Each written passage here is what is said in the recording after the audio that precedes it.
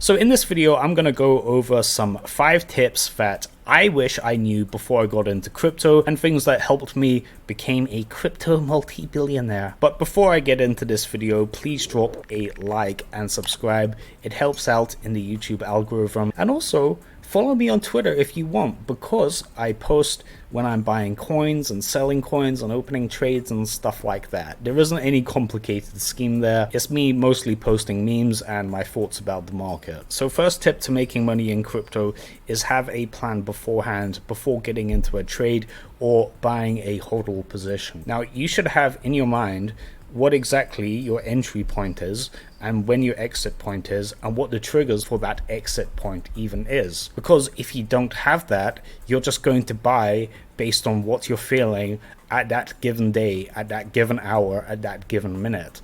And humans are pretty volatile in their emotions. So those that don't have a plan that they are following before getting into a hodl position or a trade, they often just like flip and flop. They're too much in their head that they become emotionally weak. If I'm exiting out of a trade, there's a reason for it.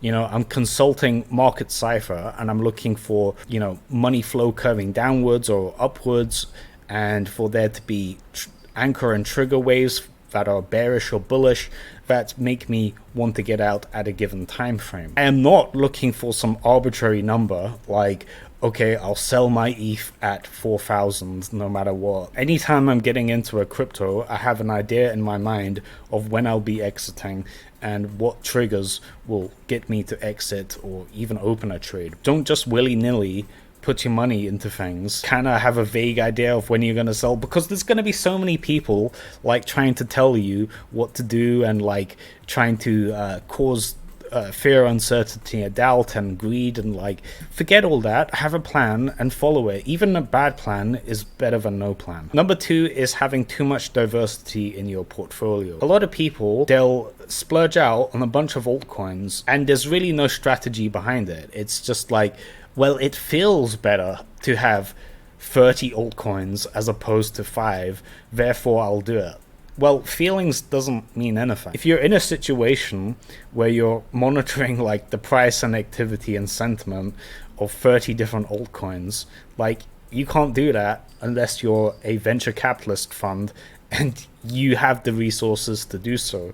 If you're just a guy with a job and you occasionally check out crypto and stuff, you don't have the resource of time to actually properly look into all of these coins and stay updated on them. There are certain strategies that like I've spoken about in some of my discussions on meme coins where you do buy a large amount of meme coins because you're playing averages and you're dealing with such low liquidity coins that having a very diverse portfolio specifically for microcap meme coins makes sense. If the liquidity pool on Dogecoin number 2 is $100,000, you can't put much money into it. You can only buy a certain amount because of the liquidity and so on. So there are times where you have to be like highly diverse, but if you're just some guy with like 10k to put money into coins, you don't need to own 20 of the top 100 altcoins. Like it's just like too much. You're splitting your attention up too much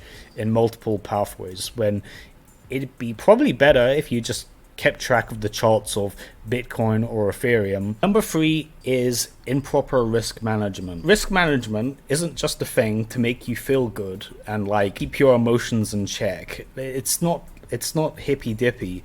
It's a way of actually making more money. When it comes to like leverage trading, you're essentially betting a certain amount of money that can actually be completely lost if it gets liquidated. Like if you're on 2x leverage and a coin goes down by 50% and you're in a long, you've lost all of that money. And the reverse happens where if it goes up 50%, then it's up 100%. Now, what a lot of people do, and what I did when I first got into leverage trading, is I would have a leverage trading account and put 100% of it, or near 100%, into a leveraged trade. That is absolutely the worst thing you can do.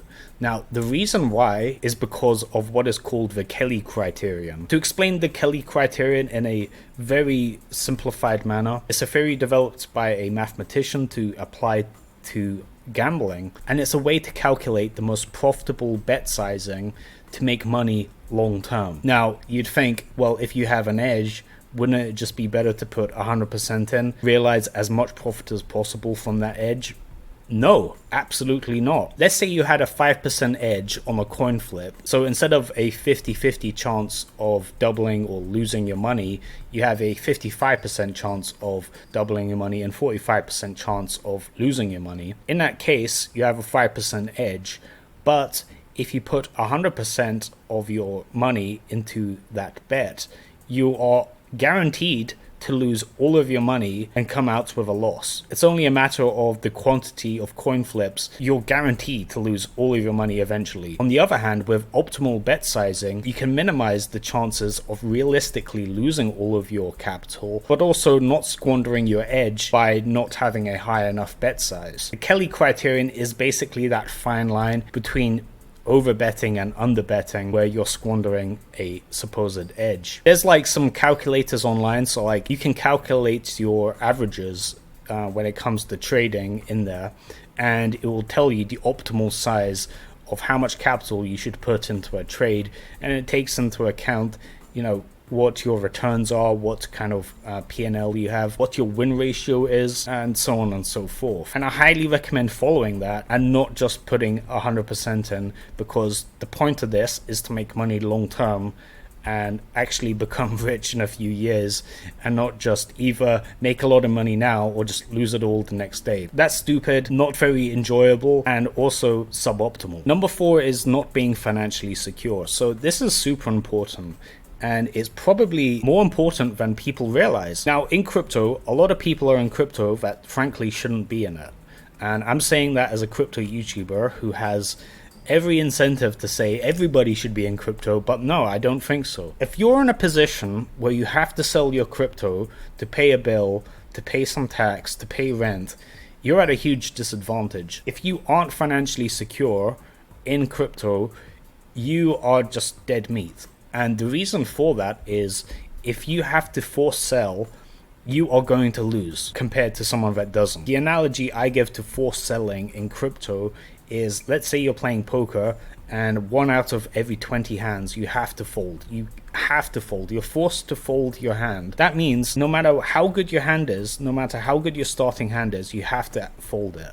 Now, that is a huge disadvantage because there's going to be times where you have, you know, pocket aces and it's your 20th hand and you have to fold it. That's kind of what it's like to be a forced seller in crypto.